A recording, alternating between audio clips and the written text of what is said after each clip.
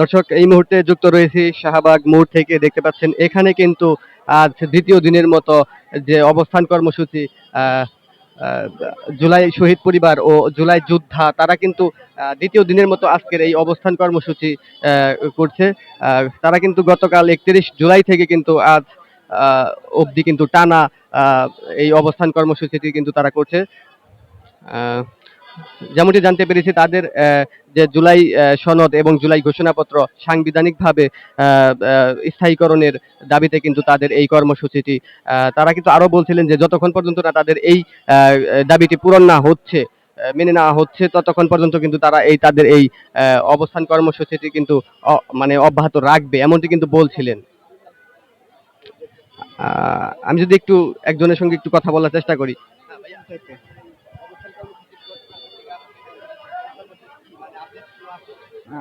সর্বশেষ আপডেট বলতে আমরা এখানে জানেন আমরা কালকে সকাল 9টা থেকে অবস্থান করতেছি। আমরা অন্তর্বর্তী সরকারের কাছে আমরা দুইটা দাবি জানাইছি। সেটা আমাদের এই 36 জুলাইয়ের মধ্যে আপনার জুলাই সনদ এবং ঘোষণাপত্র। এর আগেও সরকার 2-3 দফা মানে বলছে দিবে দিবে দিয়া বলে দেওয়া হয় নাই।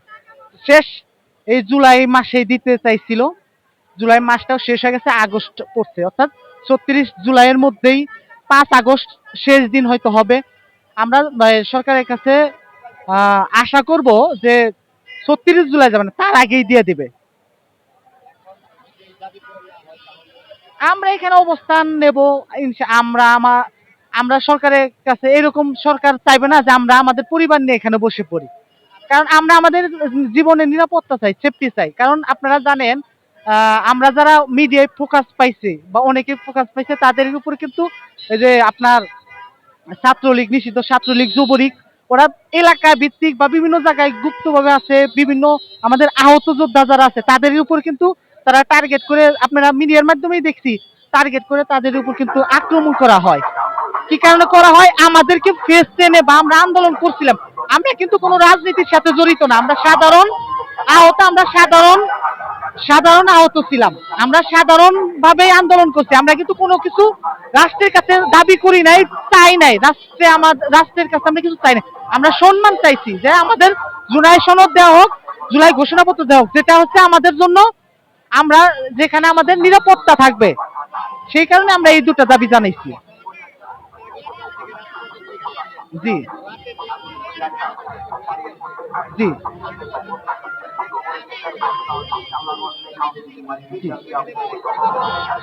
জি আপনারা দেখছেন আমরা এখানে ট্রিপল বিশে এখানে বিছনা ঢালাও বিছনা করে আমরা ছেলেরা ঘুমাইছি, মেয়েরা স্টেজে বা আশপাশে একটু সেফ জায়গাতে মেয়েরা ঘুমাইছে।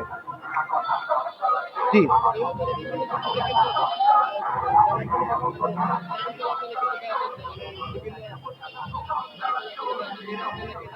জি, এইটা ওই যে আপনার কালকে যে কিছু অনাকাঙ্ক্ষিত ঘটনা ঘটছে, যেটা আমরা প্রত্যক্ষভাবে আমরা এখানে ছিলাম, আমরা দেখছি ওগুলা মূলত ওই উস্কানি দাতা দু একজন থাকে, টোকায় মোকায় থাকে, বা আমাদের আমাদের সাথে মিশা হয়তো আছে।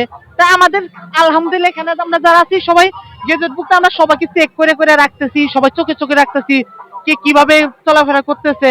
তা যারা হয়েছিল উস্কানি দাতা তাদের দেখলেই চেনা যায় যে এরা মানে বাবা খোর, হিরঞ্চি খোর, ওদের দেখলে কিন্তু চেনা যায়, টোকায় যারা ওদের চেনা যায়। এখানে আমরা সবাই ভদ্র ফ্যামিলির ছেলে পেলে।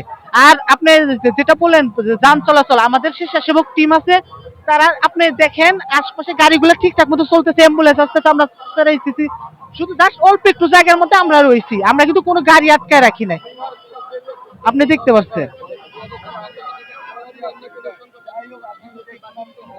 হ্যাঁ, এই যেমন পাশেই আমাদের সংহতি জানানোর জন্য ভাইরা আসছে, আবার কালকে একদল আসবে, পরশু একদল আসবে, 5 তারিখ পর্যন্ত আমাদের আসতে থাকবে। আমরা আশা করি এই 36 জুলাই অর্থাৎ 5 আগস্টের মধ্যেই ইনশাল্লাহ আমাদের সরকার দিয়ে দেবে।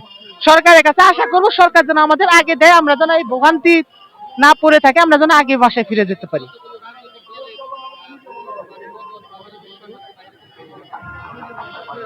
আমরা স্পষ্ট বার্তা পাই নাই, স্পষ্ট বার্তা পাই নাই, এমনি জাস্ট এমনি শুনছি আসি এই সেই এরকম, খুব স্পষ্ট ভাবে কেউ আমাদের ই করে নাই। যেমনটি শুনছিলেন তারা বলছিলেন কিন্তু যে যতক্ষণ পর্যন্ত তাদের এই যে দাবিটি মেনে নেওয়া না হচ্ছে ততক্ষণ পর্যন্ত তারা কিন্তু এই অবস্থান কর্মসূচি করবে এবং তারা কিন্তু আরো কঠোর থেকে কিন্তু এই 36 জুলাইয়ের মধ্যে কিন্তু তারা এই দাবিটি কিন্তু তারা প্রত্যাশা করেন।